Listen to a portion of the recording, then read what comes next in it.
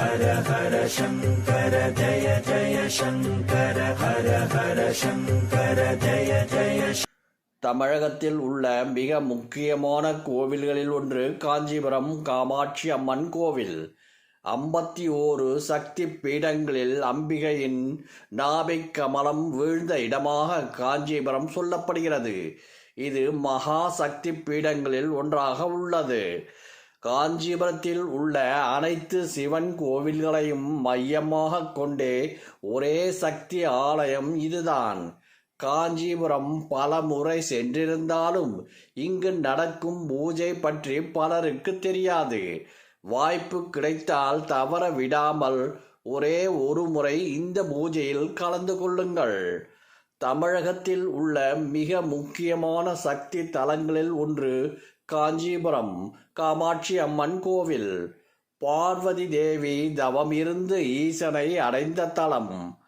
ஆதி சங்கரால் ஸ்ரீ சக்கரம் பிரதிஷ்டை செய்யப்பட்ட தலம் என எத்தனையோ அளவில்லாத பெருமைகளையும் சிறப்புகளையும் அற்புதங்களையும் கொண்ட தலம் காஞ்சிபுரம் காமாட்சி அம்மன் கோவிலாகும். இங்கு பௌர்ணமி அன்று நடக்கும் சிறப்பு பூஜை பற்றி பலருக்கும் தெரியாது. இந்த பூஜை பற்றியும் அதன் சிறப்பு பற்றியும் தெரிந்து கொள்ளலாம். காஞ்சிபுரத்தில் காமாட்சி அம்மன் தமிழ்நாட்டில் வேறு எந்த தலத்திலும் இல்லாத விசேஷமாக லக்ஷ்மி, சரஸ்வதி, பார்வதி ஆகியோரின் ஒரே உருவமாக இருக்கிறாள். பார்வதியின் இரு கண்களாக லக்ஷ்மியும் சரஸ்வதியும் உள்ளார்கள். பௌர்ணமி, நவராத்திரி போன்ற முக்கிய தினங்களில் இத்தலத்துக்கு வந்து அம்மனை தரிசனம் செய்வது மிகவும் விசேஷமாகும்.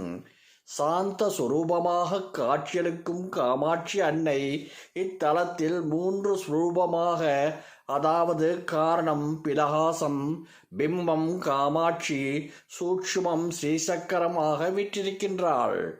அவள் வீற்றிருக்கும் இடம் காயத்ரி மண்டபம் என்று அழைக்கப்படுகிறது. இந்த மண்டபத்தில் பல ரிஷிகள் தவமிருந்து காமாட்சியின் அருள் பெற்றுள்ளனர். இந்த மண்டப பகுதியிலிருந்து பார்த்தால் அன்னை முன்பு ஸ்ரீ சக்கரம் பிரதிஷ்டை செய்யப்பட்டு இருப்பதை பார்க்க முடியும். காமாட்சிக்கு சிறப்பு பூஜைகள் நடத்தப்படும் போது இந்த ஸ்ரீ சக்கரத்துக்கு தான் குங்கும அர்ச்சனை நடத்தப்படும். இந்த சக்கரத்தை சிலா ரூபமாக இங்கு ஸ்ரீ ஆதிசங்கரர் பிரதிஷ்டை செய்துள்ளார். இதனால் இத்தலத்தில் ஸ்ரீ வித்யா உபாசன வழிபாடு நடத்தப்படுகின்றது. இது ஸ்ரீ சக்கரத்தை அடிப்படையாக கொண்டது. அதிசக்தி வாய்ந்த இந்த ஸ்ரீ சக்கரத்தை சுற்றி 64 கோடி தேவதைகள் வீற்றிருக்கிறார்கள். இந்த ஸ்ரீ சக்கரம் 9 ஆவாரணங்களை கொண்டது. ஆவாரணம் என்றால் பிரகாரம் அல்லது சுற்று என்று பெயர். ஸ்ரீ சக்கரத்தின் ஒவ்வொரு சுற்றிலும், அதாவது ஒவ்வொரு ஆவரணத்துக்குள்ளும் ஒரு முத்ரா தேவதை, ஆவரண தேவதைகள், யோகினி தேவதைகள், பரிவாரம் தரும் சக்தி தேவதைகள் மற்றும் சித்தியை தரும் அனிமா, லஹிமா, மஹிமா, ஈப்சித்யு, வசித்யவ், பிரகாம்பிய, புத்தி, கிச்சா, பிராப்தி ஆகிய 9 சித்தி தேவதைகள் உள்ளனர். பௌர்ணமி தினத்தன்று இந்த 9 நவாவாரண சுற்றுக்கும் ஒவ்வொரு சுற்று வீதம் சிறப்பு பூஜைகள் நடத்தப்படும். 9 சுற்றுக்குள்ளும் பூஜை நடக்கும்போது சங்கு தீர்த்தமும் இடம்பெற்றிருக்கும். 9 ஆவாரணத்துக்கும் பூஜைகள் முடிந்த பிறகு பிந்து ஸ்தலத்தில் வீற்றிருக்கும் காமாட்சி அம்பிகைக்கு ஆராதனைகள் நடைபெறும். இதுதான் நவாவாரண பூஜை ஆகும். இந்த பூஜை மிக சிறப்பானது, விசேஷமான பலன்களை தரவல்லது. நன்கு உபதேசம் பெற்றவர்கள்தான் இந்த பூஜையை செய்ய முடியும். நவாவாரண பூஜையின் அளவிடற்கரிய பலன்களை ஏழை எளியவர்களும் சாதாரண மக்களும் பெற வேண்டும் என்ற நோக்கத்தில் தான் காமாட்சி அன்னை முன்பு ஸ்ரீ சக்கரத்தை ஆதிசங்கரர் பிரதிஷ்டை செய்துள்ளார். ஸ்ரீ சக்கரத்தை சாதாரணமாக தரிசனம் செய்தாலே பலன்கள் வந்து சேரும்.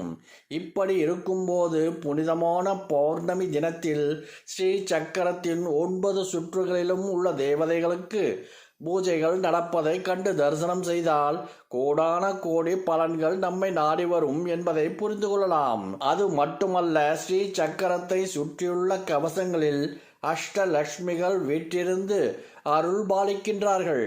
எனவே ஸ்ரீ சக்கரத்தில் இருந்து பெறப்படும் குங்குமத்துக்கு எல்லையற்ற சக்தி உண்டு. இந்த குங்குமத்தை பெற்ற பிறகு நவாவரண பூஜையில் படைக்கப்பட்ட சங்கு தீர்த்தம் பிரசாதத்தையும் நீங்கள் பெற்றுவிட்டால் பாக்கியசாலிகள்தான். ஹர ஹர சங்கர ஜய ஜய சங்கர ஹர ஹர சங்கர ஜய ஜய